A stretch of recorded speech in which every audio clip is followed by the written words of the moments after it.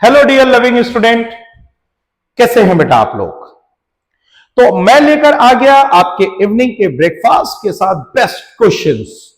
तो चलिए बेटा, सबसे पहले बिना टाइम वेस्ट किए हुए आज हम लोग देखते हैं सबसे पहले आपका पीरियोडिक टेबल के बेस्ट क्वेश्चंस। उसमें बेटा सबसे पहला जो क्वेश्चन है कह रहा है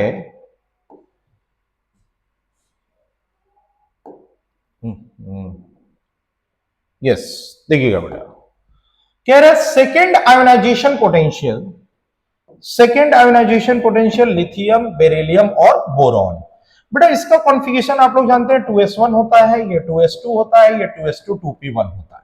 अगर आप इस इलेक्ट्रॉनिक कॉन्फ़िगरेशन को देख करके आयोनाइजेशन एनर्जी लगाते हैं तो वो होता है IE1।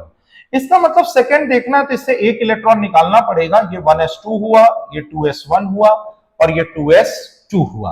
अब इसको देख करके आप लगाएंगे वो है सेकेंड आयोनाइजेशन एनर्जी। इन दोनों में अगर आप ध्यान से देखिए तो ये कॉन्फ़िगरेशन स्टेबल है, मतलब बोरॉन इज ग्रेटर देन क्या होगा, बेरिलियम।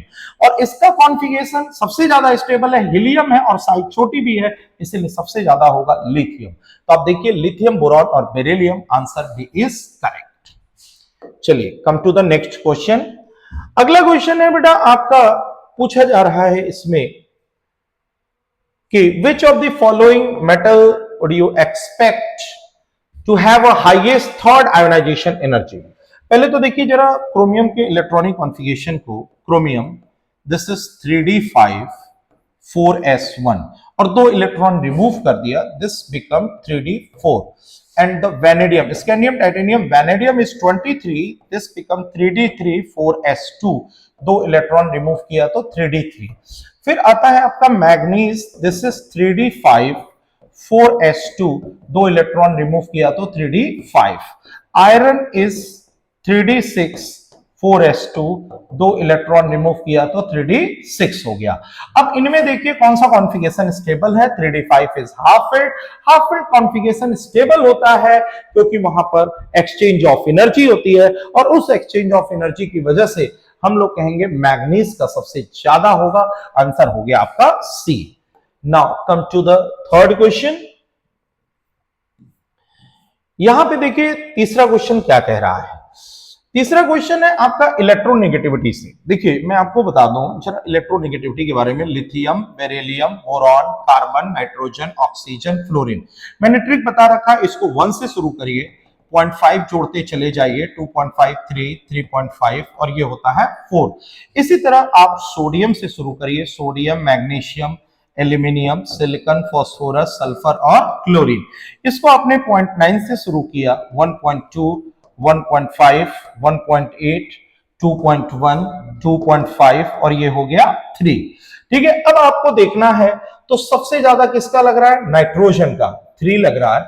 उसके बाद कार्बन का हो गया 2.5 हो गया।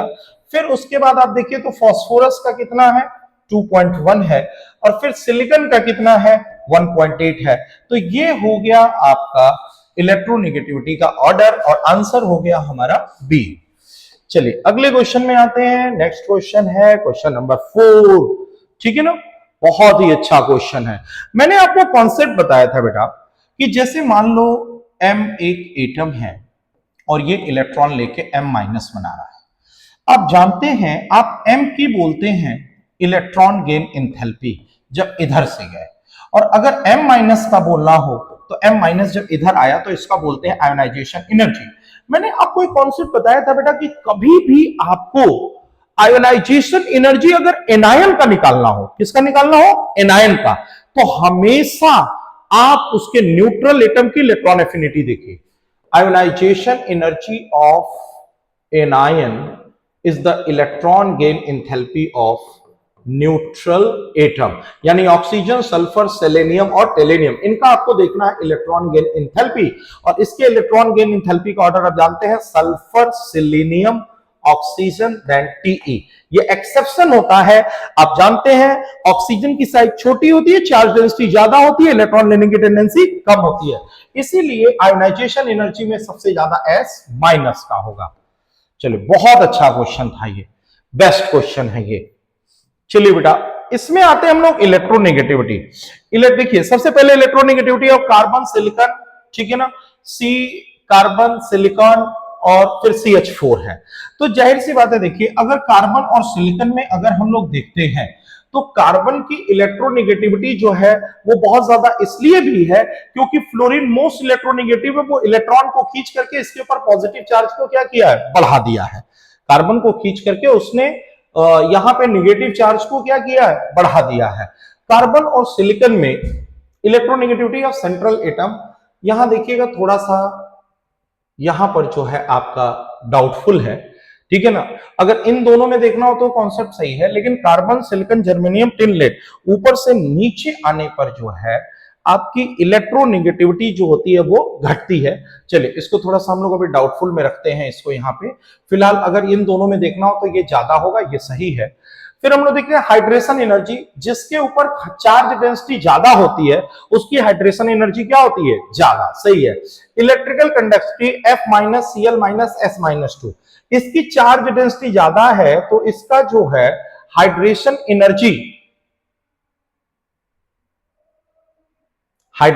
एनर्जी इलेक्ट्रिकल कंडक्टेंस हमको F-Cl- और S-2 का देखना है।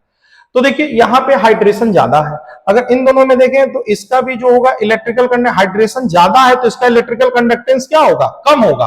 F- का इलेक्ट्रिकल कंडक्टेंस कम होना चाहिए, इस हिसाब से क्या हो जाएगा, ये गलत हो जाएगा, ठीक है। मैग्नेटिक मोमेंट आपको देखना है, number of unpaired electron 3d6 4s2 होता है, सॉरी 3d8 4s2 होता है, 4 इलेक्ट्रॉन निकालने पर ये d6 हो जाएगा।